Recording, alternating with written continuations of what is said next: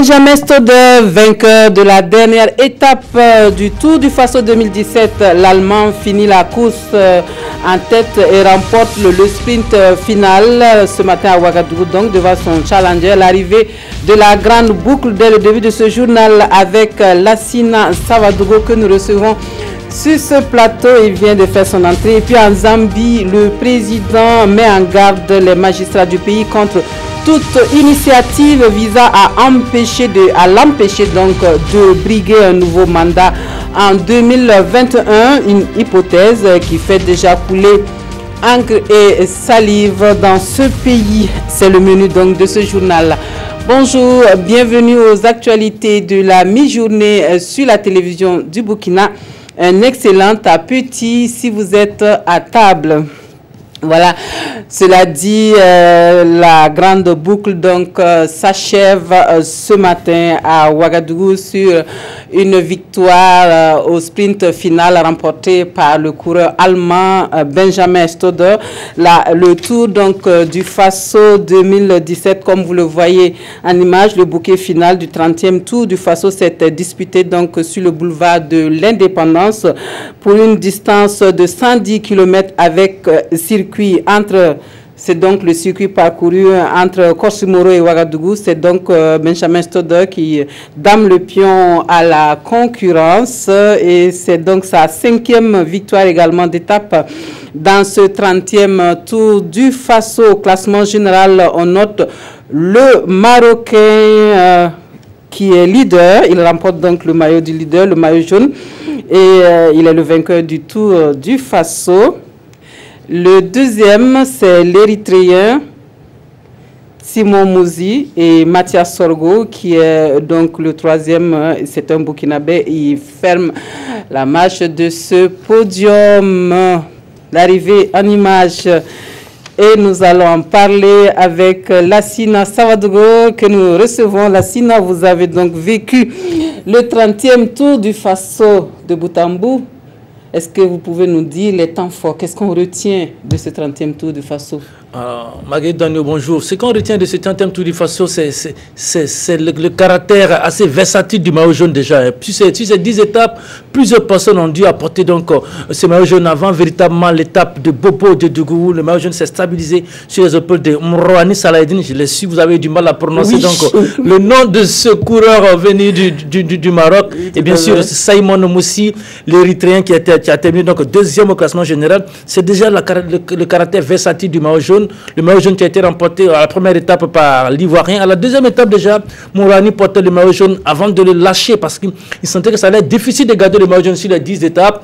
Bien sûr, Moussi l'a récupéré. Après Moussi, Benjamin Stoder semblait être un candidat sérieux à la victoire finale, mais étant pratiquement seul avec un autre coéquipier, c'était difficile pour l'Allemand de pouvoir conserver le maillot jaune. Mais il faut retenir surtout les 5 victoires d'étape, Marguerite, de cet Allemand. C'est le troisième coureur à avoir remporté 5 étapes sur un Tour du Faso. C'est très très important.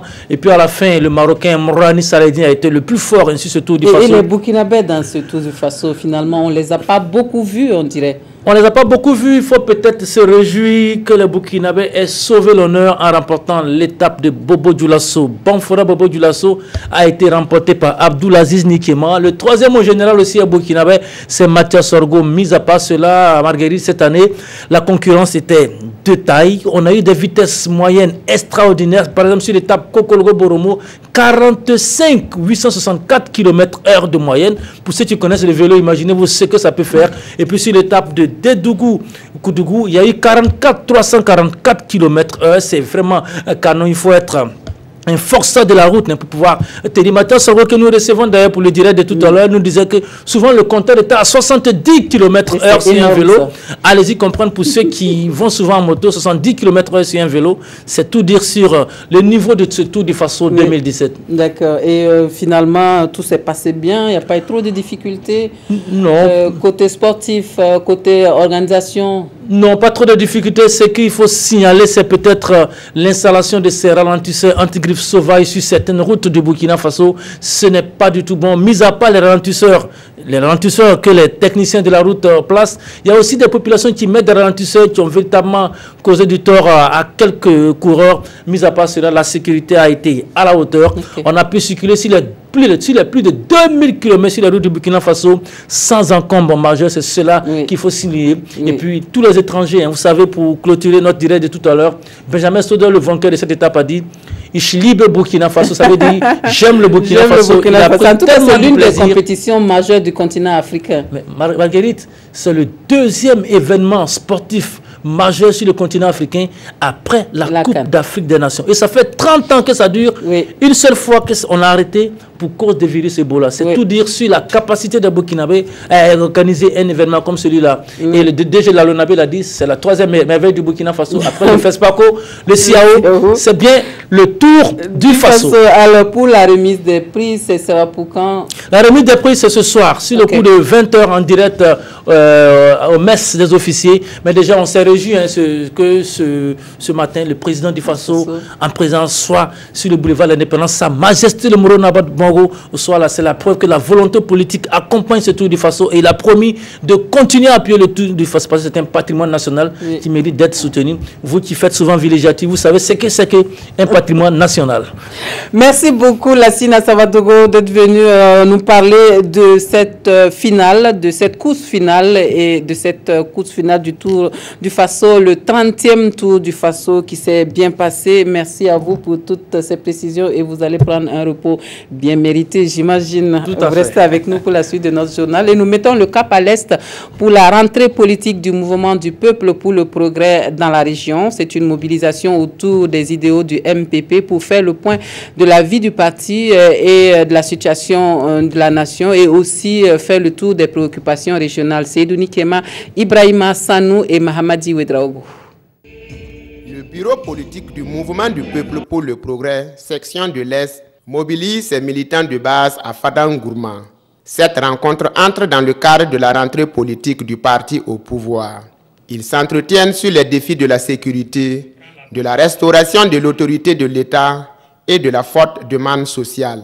Nous allons faire un diagnostic sans complaisance de ce que nous avons pu faire, aussi bien au niveau du parti qu'au niveau du gouvernement, puisque nous sommes un parti de gouvernement, et voir dans quelle mesure nous allons nous-mêmes nous organiser, quelles doivent être nos responsabilités en tant que parti au pouvoir pour faire face aux différentes problématiques qui sont posées.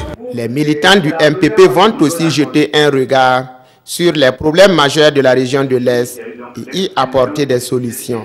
Il y a déjà des solutions dans plusieurs domaines, tels que la santé, tels que l'éducation. Le président a bien promis que c'est école payotte 0 à la fin de ce mandat. Les CSPS, où on a dit qu'il faut une distance de 7 km, c'est en train de se réaliser. Actualité oblige, la démission du ministre de la Culture, des Arts et du Tourisme, Tahirou Bari, est également évoquée. Une course cycliste et une visite de courtoisie au roi du Goulmou sont entre autres activités qui couronnent cette rentrée politique du MPP à l'est du Burkina. Politique toujours, le nouveau temps pour la démocratie invite les Burkinabés à s'approprier le PNDS, le référentiel de développement du gouvernement, et à s'impliquer pour sa mise en œuvre. Le parti de Vincent Dabilgou lance cet appel depuis Dandé et Faramana à l'occasion de la rentrée politique du NTD. Le bureau exécutif national du NTD, le nouveau temps pour la démocratie, à la rencontre des populations des communes rurales de Faramana et de Dandé dans le Oué. C'est une sortie qui s'inscrit dans le cadre de la rentrée politique 2017-2018 du parti. Une rentrée placée sous le thème de la contribution du NTD à l'appropriation du PNDS, le plan national de développement économique et social dans les communes du Burkina. Le PNDS est un véritable outil de développement. Le PNDS c'est un outil qui a été applaudi par non seulement les Burkinabés, mais aussi par l'ensemble de nos partenaires. Et nous voulons montrer aux populations rurales que c'est à travers ce PNDS qu'on n'aura plus faim au Burkina Faso. C'est à travers ce PNDS que nous allons pouvoir éduquer l'ensemble des enfants et pouvoir mettre fin au chômage et faire en sorte que l'emploi des jeunes soit une réalité de notre pays. C'est à travers ce PND que nous allons créer des villes viables. Outre ces messages, cette sortie est une occasion pour le bureau exécutif national du NTD d'installer officiellement ses structures à Dandé mais aussi à Faramana. Je veux le développement du village et surtout je veux qu'il y ait l'entente dans les villages. Et il n'y a pas à dire que je suis de ce côté, je suis de ce côté. Pour moi, tout le monde est pareil. Je veux qu'on travaille ensemble. Comme le plan de ROC pour 5 ans, nous aussi, on va mobiliser nos militants à suivre les pas de ROC, M. Roch Kaboré, le président de Burkina Faso. Aux populations de Dandé et de Faramana, le NTD attend désormais une forte adhésion au mot d'ordre du gouvernement, le seul acteur avec qui elles peuvent compter selon lui pour le développement de leur commune et du Burkina. Un reportage signé Moussa Sanou, autre point de l'actualité avec une campagne spéciale d'insémination artificielle dont l'ambition est d'obtenir des croissements résistants avec une grande capacité de production de lait surtout. Il est envisagé l'insémination de plus de 3000 vaches chaque année à travers la campagne. C'est dans la zone périurbaine de Ouagadougou que le lancement est intervenu en présence de Amadou Ilboudou et Mounira Keri. Des vaches plus robustes, plus performantes et meilleures productrices de lait, c'est l'objectif recherché à travers l'insémination artificielle. Dans la ferme de Jacques Zida à Zaktouli, le ministre en charge des ressources animales lance la campagne spéciale d'insémination artificielle dans la zone périurbaine de Ouagadougou. Cette activité consiste à inséminer chaque année 3000 bêtes, de sorte qu'à terme nous puissions avoir près de 2400 à 2500 vaches qui puissent effectivement de façon être améliorées du point de vue génétique. Les races locales produisent entre 5 et 6 litres de lait par jour. Avec l'insémination artificielle, on obtient une race métissée capable de produire une quantité journalière de lait comprise entre 15 et 20 litres. On n'a pas dit que nos races locales ne sont pas bonnes. Elles sont bonnes, mais maintenant leur production laitière est limitée. Nous avons des animaux déjà de race améliorée qui peuvent notamment nous donner une certaine quantité de lait. C'est à travers ça que nous faisons le croisement pour une adaptabilité. Cette campagne d'insémination se tient dans le cadre du projet de développement de l'élevage laitier dans la zone périurbaine de Ouagadougou. L'objet du projet, c'est amener le périurbain à avoir au moins 500 fermiers comme ça modèle qui peuvent produire entre 15 et 20 litres par jour. Et dans le cadre du projet, il est prévu l'installation d'une usine de transformation de lait à Koubri. Après Ouagadougou, des bassins laitiers seront progressivement installés à Bobo, Fata et Dori, selon le ministre en charge des ressources animales. En attendant, le projet équipe ses partenaires en matériel d'insémination et vétérinaire pour des résultats probants. Et d'une campagne, on passe à une autre, celle de réaménagement des routes urbaines à Ouagadougou. C'est le programme gouvernemental de réhabilitation des routes très dégradées que l'on exécute ici. Les travaux sur les grandes artères de la capitale burkinabé avancent à la satisfaction des riverains et usagers de la route. On fait le constat avec Daouda Ouattara et Draman Guinée. Les machines sont en branle. Les routes dégradées de Ouagadougou sont en pleine réflexion. Le groupe COGEB a 4 mois pour donner un nouveau visage à l'avenue Ouari-Boumedienne, la route des écoles et 2 autres voies urbaines. Il ne s'agit pas de boucher des trous, mais plutôt de poser un goudron de 5 cm sur les voies concernées. L'avenue Ouari-Boumedienne, celle-là, qui commence du feu de Boinsiaré jusqu'au feu de la station Total, nous avons commencé avant-hier. Et nous avons déjà exécuté près de 600 mètres. Et il reste 450 mètres qu'on pense pouvoir finir aujourd'hui. Une intervention de moins d'une semaine, mais qui sauve toute une avenue aux yeux des riverains. Avant, les goudrons étaient gâtés, étaient tout gâtés. Et pas circuler à nous, mais maintenant ça va. Bon, c'est une bonne décision de la part du gouvernement. Ça dit vraiment, si toutes les voies abîmées, bon, ils arrivaient à trouver une solution pour ça, vraiment on trouve que bon, c'est vraiment bien. À Tampoui, les usagers de la RN numéro 2, rond-point de la jeunesse à l'ancien péage, ont déjà digéré leur calvaire. Sur les 6,5 km de route, plus de la moitié est déjà achevée et ouverte à la circulation. Pour circuler, c'est bien maintenant. Pour arriver cette fois, c'est bien. Sinon, s'il fait nuit et puis il n'y a pas de lumière, il y a des gens qui blessent sur la route ici. Maintenant, là, c'est devenu lisse, les gens en roulent, il n'y a pas de problème. Comme ça, même nous, on encourage les États là, de faire comme ça. Il y a beaucoup de routes à côté droite là, 3 ou 4 comme ça, qui veut qu'on en a. Juste quelques petits travaux et l'entreprise Globex Construction aura rempli sa mission ici sur la RN numéro 2. Un tronçon de 13 km l'attend encore sur la RN numéro 6, route de Saponi pour les mêmes travaux. On fait un tour à Dori pour apprécier les produits de l'artisanat dans le Sahel. Les journées promotionnelles de l'artisanat affichent pour objectif de faire de ce secteur l'un des leviers de développement socio-économique dans la région. Bourema Kane Seidouzon. Coupure du ruban, voici ouvertes les journées promotionnelles de l'artisanat du Sahel. Pendant 3 jours, 150 exposants feront découvrir aux visiteurs l'excellence de leur savoir-faire dans les filières de cuir de peau, du textile et de l'agroalimentaire. À cette première journée, pas encore de grande affluence, mais 7 exposantes venues de Gorom Gorom espèrent faire de bonnes affaires. C'est un petit sac de voyage. Donc lui, il est à 7500. Et ça là, c'est un sac que je fais. En même temps, j'ai mis les traditionnels parce qu'il faut un peu changer le travail, quoi. L'artisanat est la 3e activité socio-économique au Sahel après l'élevage et l'agriculture. Mais cette activité fait face à de nombreuses difficultés. Ces difficultés sont entre autres le manque de financement, le problème de formation et d'écoulement des produits artisanaux.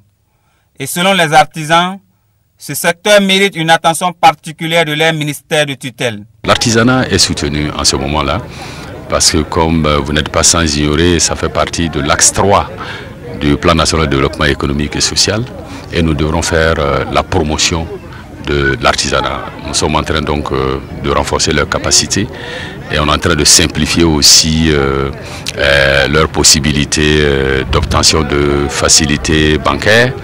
Et également, on est en train de mettre en place un certain nombre de projets structurants à leur profit. Ces journées promotionnelles de l'artisanat du Sahel s'inscrivent dans le cadre de la mise en œuvre du projet d'appui à l'artisanat au Burkina Faso. Un projet qui bénéficie de l'appui de la coopération autrichienne. Il entend contribuer à l'amélioration des revenus d'environ 2000 artisans et artisanes d'ici 2018. Commémoration à Ouagadougou du 63e anniversaire du déclenchement de la guerre d'Algérie. L'ambassadeur de la République d'Algérie au Burkina Faso convie la communauté algérienne et amis du Burkina à une soirée pour se remémorer les événements ayant conduit au déclenchement de cette guerre le 1er novembre 1954 qui va conduire à la libération du peuple algérien et en 1961 à l'indépendance de l'Algérie en 1962. Quelques temps forts de cette soirée anniversaire avec Konson Koulibaly et Tanga Kafando. 1954-2017, cela fait 63 ans que le peuple algérien libéré jouit de la plénitude de ses droits. Pour l'occasion, l'ambassadeur d'Algérie au Burkina Faso le commémore avec ses proches. C'est au cours d'un dîner gala. Un événement qu'il juge historique et privilégié de l'année pour un recueillement national à la mémoire de ceux qui ont consenti le sacrifice. Aujourd'hui, nous commémorons le 63e anniversaire du déclenchement de la lutte de libération nationale. C'est une lutte de libération nationale menée par le peuple algérien qui a consenti de lourds sacrifices humains et matériels pour obtenir son indépendance et vivre libre et indépendant et construire son État. C'est pour cela que c'est une date fondatrice de l'État algérien, le 1er novembre 1954. C'est également le lieu pour l'ambassadeur de renforcer les relations diplomatiques entre l'Algérie et le Burkina Faso qui pour lui sont liées par une amitié traditionnelle. Pendant de longues années, une coopération très fructueuse.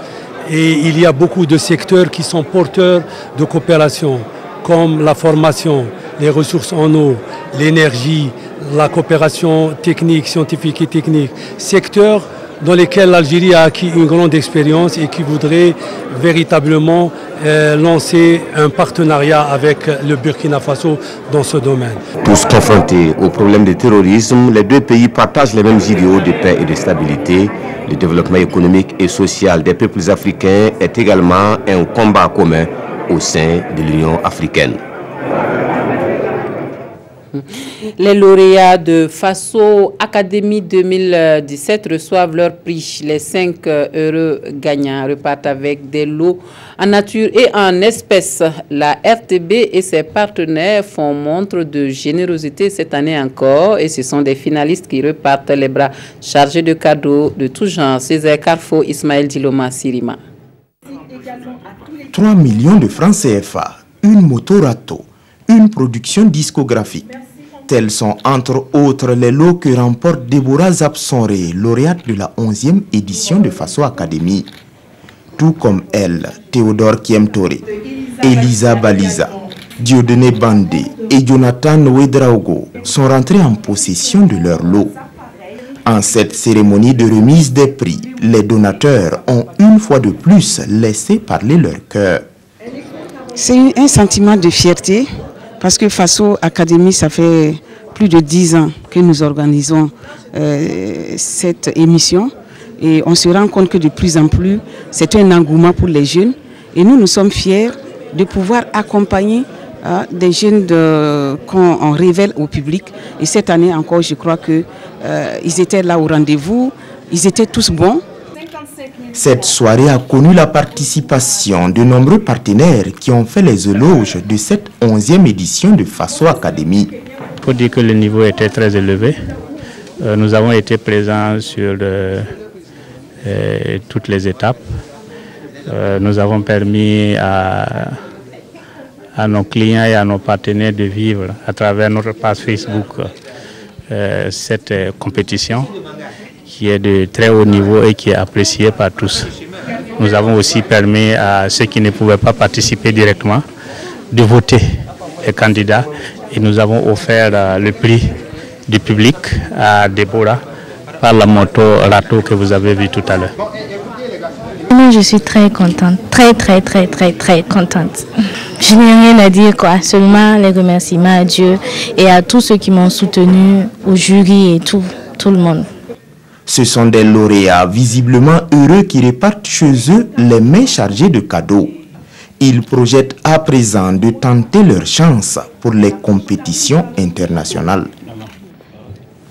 La production littéraire burkinabé s'enrichit d'une nouvelle œuvre. Christophe Konkobo, homme de théâtre et enseignant-chercheur résident aux États-Unis, vient de publier aux éditions L'Harmattan la pratique du théâtre moderne au Burkina Faso. L'ouvrage parle de cet art de la scène et de son univers au Burkina sous différentes époques. On suit la séance de dédicace avec Rasmane Zoundi et Aruna Mare.